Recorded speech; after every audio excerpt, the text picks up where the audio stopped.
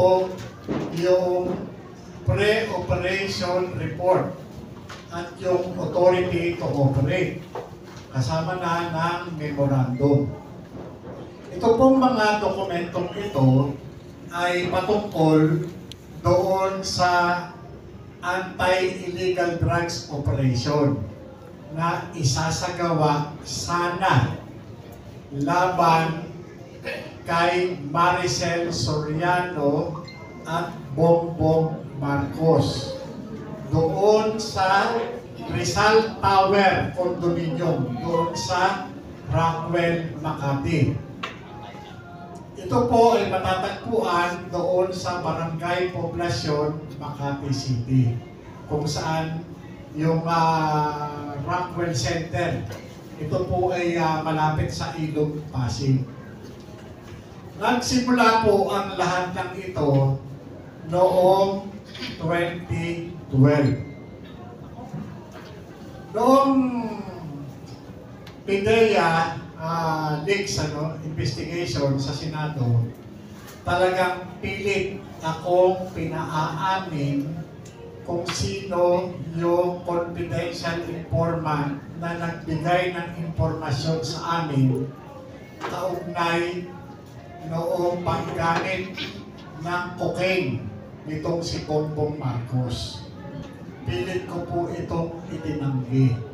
Hindi ko po sinabi kung sino yung taong nagbigay ng impormasyon sa amin. Bakit?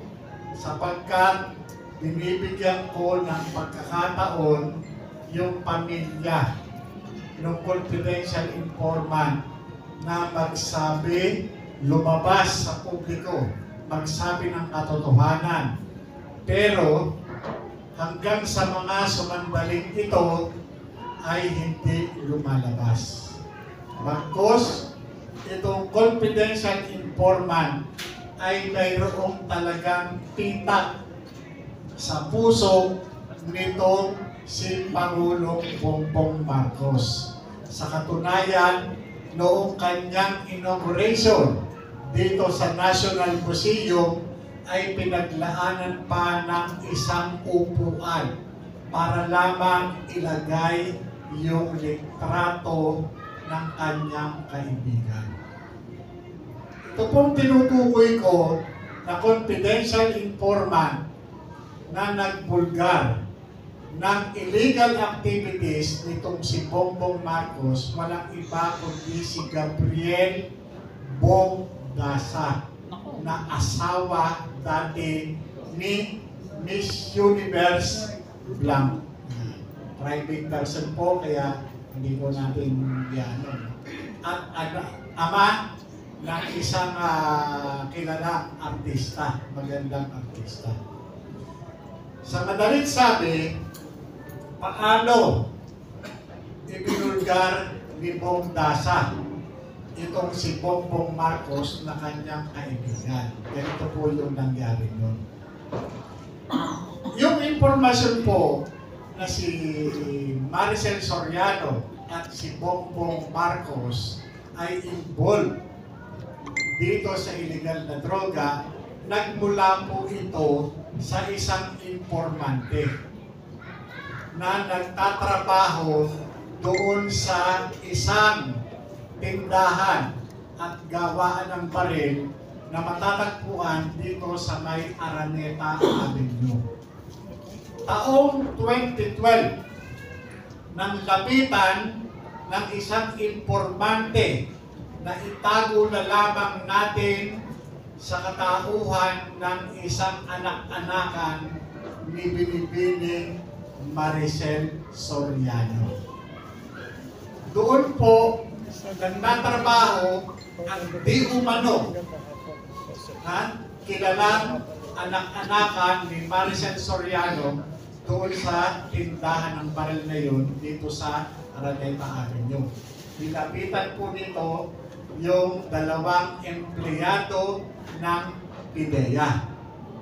Yung isa, si Jojo Paner, na dating administrative officer ng PIDEA, at yung isa, si Director Romy Enriquez, na dati kong kasamahan sa PIDEA, na nagpunta sa bahay upang ihatid sa akin yung mensahe na ako ay gustong patahimikin, pasunurin, at aregluhin. Pinasasabi nung isang James Kumar sa utos di umano ni Lisa Marcos. Nakuha niyo po yung koneksyon? Okay. Yung impormasyon, ibinahagi po yun noong di umano anak-anakan ng Maricel Soriano doon sa dalawang taga-Pideya. Dalawang empleyado ng Pideya. Kaya lang, noong mapunta naman sa amin yung impormasyon na yun, ito ay ibinobroker. Alam niyo po ba yung ibinobroker? Kung pakisano, inilalapit sa amin kapalit ng pakinabang. Kumbaga, halimbawa, pulis, o PIDEA, o NBI, may mga lumalapit ng, may nagbibigay ng trabaho dyan, pero may kapalit. Diba? May kapalit. Kumbaga, yung kapalit na yun, kung sa akin, hindi namin kayang ibigay. Bakit? Ano ba yung mga kapalit na yun? Ang kapalit doon, halimbawa, kung may makukuhang bato, o makukuhang item, palagay mo shampoo, cocaine, marijuana, o naman, hati. Kung may makukuhang pera, hati. Kung may makukuhang alahas, mapapalatan mo yung huli, hati. Kung may makukuhang baril, hati. Hindi yung tayo pwede sa laban na ganun eh. Sa atin kasi, pag huli, huli. Diba? Pag kulong, kulong. Sa ganun kasi, kaya nagbibigay ng trabaho, ang expectation, dahil nga mga prominente, yung mga involved, kakara. Yung kakara, ibig sabihin, aareglo. Diba? Hindi po mahina ang isang manok sa ganyan. Lalo na mga prominente, artista, diba? Anak ng mayayamang tao, anak ng mga kilalang tao, at mga politiko na umiiwas sa mga media. Ayaw nilang nabubulugan sa media. Kaya pag nauntog mo yung mga yan, automatic yan kakara. Hindi po tayo po pwede sa ganun. Kaya, ang ginawa po natin, noong malaman natin, dahil binibigay yung trabaho, nung malaman natin, nakakuha tayo ng mga inisyal na impormasyon patungkol dyan sa paggamit ng illegal na droga doon sa condominium unit ng isa sa mga tower dyan sa Rockwell, Makati, ay nagsagawa kami ng confidential investigation. Ako, personal, na nagsagawa ng pagbabalman doon sa lugar na binanggit, katulad ng pondo, ng club na pinupuntahan, kung saan doon namin nakuha si Bong Dasa. Si Bong Dasa, nung nakuha namin, talagang sa i-describe ko sa kanya, talagang ninervyos siya eh. Halo ang nervyos, sipon, pawis, luha. Nung makuha ko siya, itinuro yung mga asawa niya. Kumbaga, yung pagkakaturo dun sa mga kasama niya at sa kanyang kaibigan, ang tawag po dito, palit ulo. Pamilyar po kayo dun sa palit ulo? Yun. Ipinalit ulo niya itong si Maricel, sila Bongbong at marami pang iba. Ngayon, paano kami naniwala doon sa mga sinasabi niya?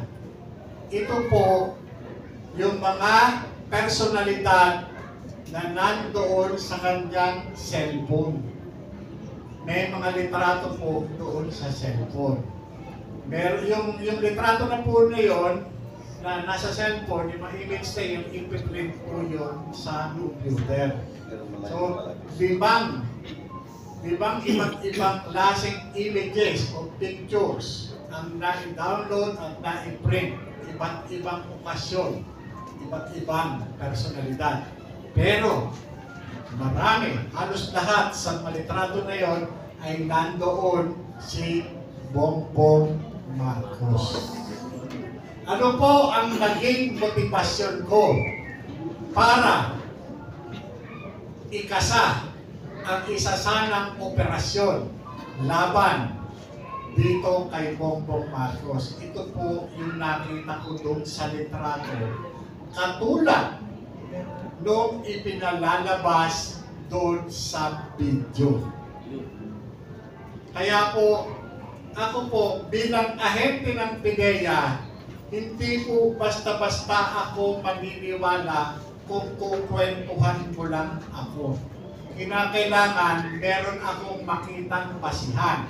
Kaya yung nakita kong basihan sa litrato na sumisinghot siya ng white powdery substance o ng puting substance, puting pulbos, hindi naman po siguro iodized salt yung sinisinghot niya.